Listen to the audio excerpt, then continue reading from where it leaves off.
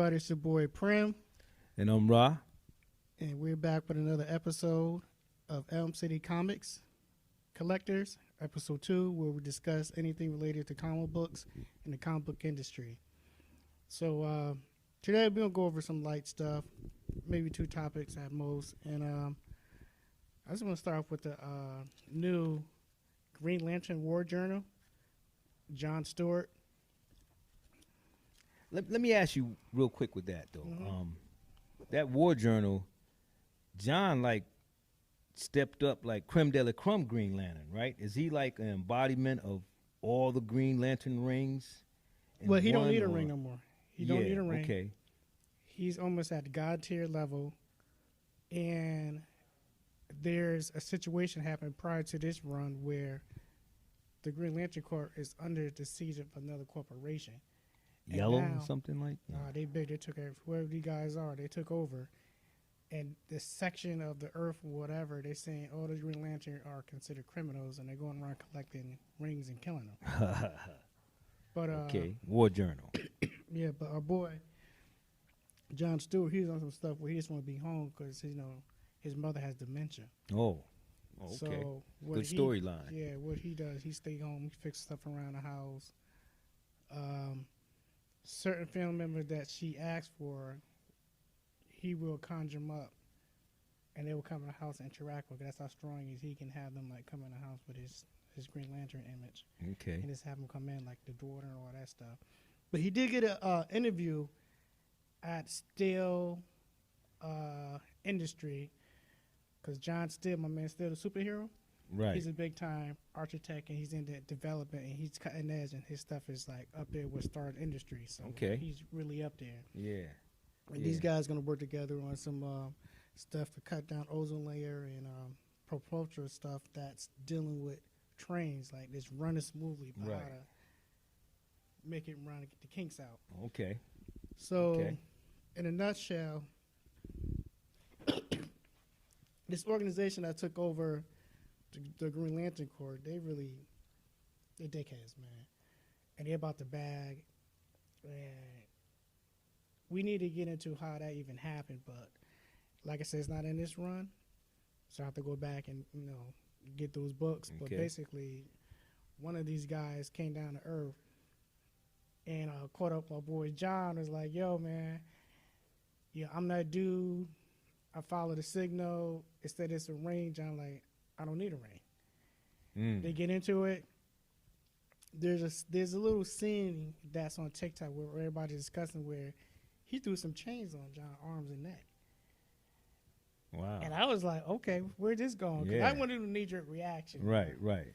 But he said, first of all, you don't do that. And second of all, if you don't know how to work a ring, you're in the wrong place. And he put the whooping on the boy. You know what I'm saying? And he sent them home packing. Open up a can. Mm-hmm. And there's some other stuff I want to leave out. But basically, Right. there's an entity that's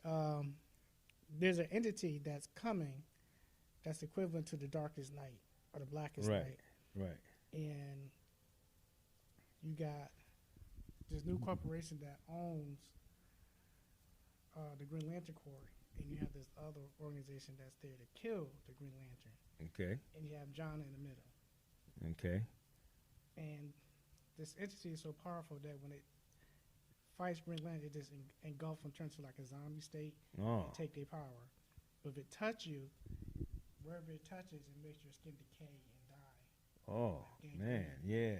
So John got touched, so his whole arm is gangrene, and it's taking over his body. But he's so powerful that these other Green Lantern, it's so much stuff going on Yeah. in this book that when you get when you get a chance, please pick it up. Mm-hmm. This is number 1.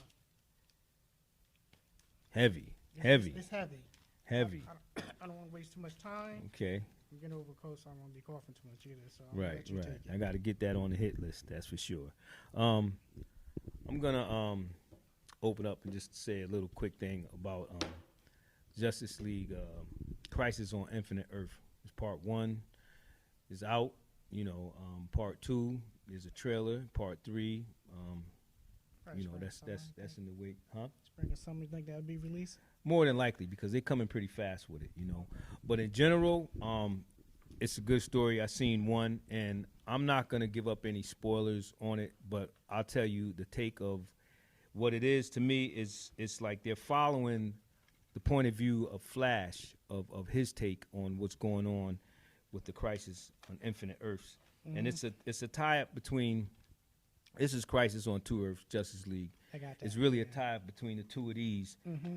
but on a grander scale where they're hitting like, it seems as if they're showing like over 100 Earths. You know what I'm saying? Mm-hmm. And it's Barry's storyline, but it's a really good story. Of course, it's DC's doing their thing in general as a story with Crisis on Two Earths. So I'm gonna I suggest you go out and get it and look at it because it's too early to really say what happened to it, and I don't want to spoil it. But I really enjoyed it. I'm going to watch it again for a second time, and I'm also going to watch the trailer to part 2 Okay. after that. So what you rated the first part? Oh, man. I straight rated. I give it a solid 8. I give it a solid high. 8 because they're not taking away. They're giving the characters, and they're pulling out plenty more characters that you like, oh, wow. Okay. Something we Like, forgot and oh, something that's man. Infinite characters. Okay. It's not Infinite Earth. They use an infinite amount of characters in the DC universe in this. Tight. Definitely tight.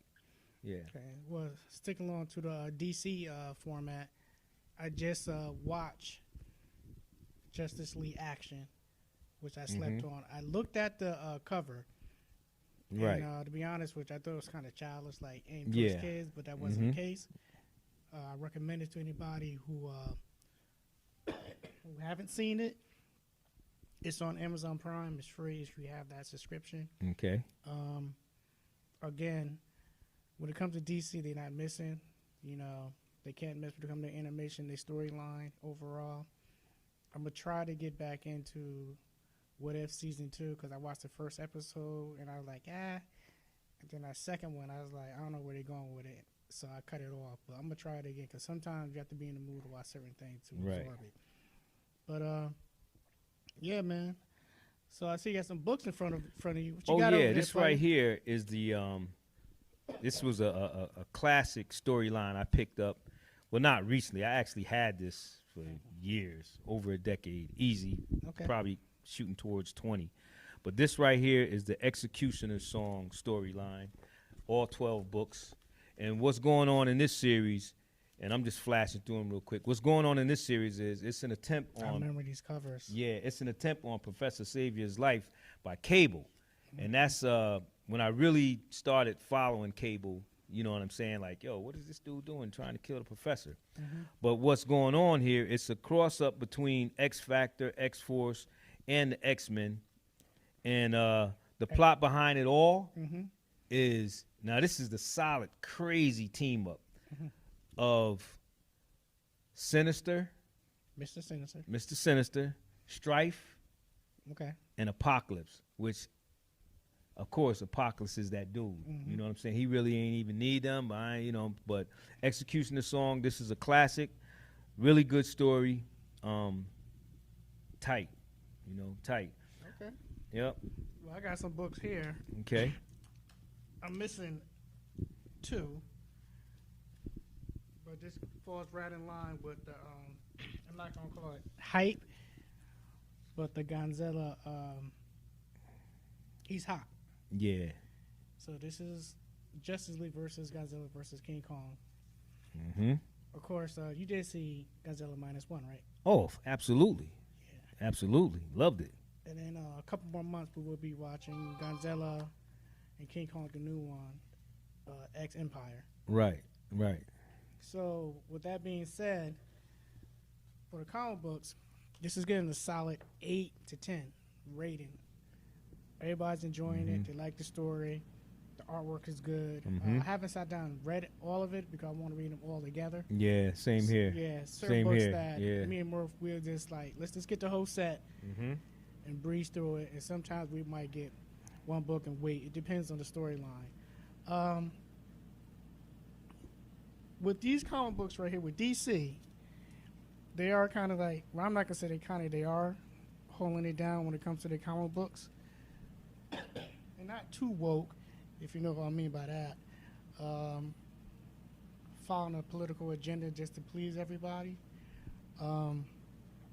Again, if you are into certain comic books that we discussed in episode 1, you might want to go by certain, you might want to do your homework on certain comic book companies that you might like. So Boom, Image, DC, Marvel, so on and so forth. But right now, getting back into the comic book collecting, I'm heavy on DC and some Marvel because I am collecting Blade.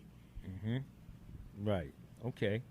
You know me, I'm a mix of a little bit of everything. I'm more of a glitz and glamour Marvel guy, you know what I'm saying? But I can't front.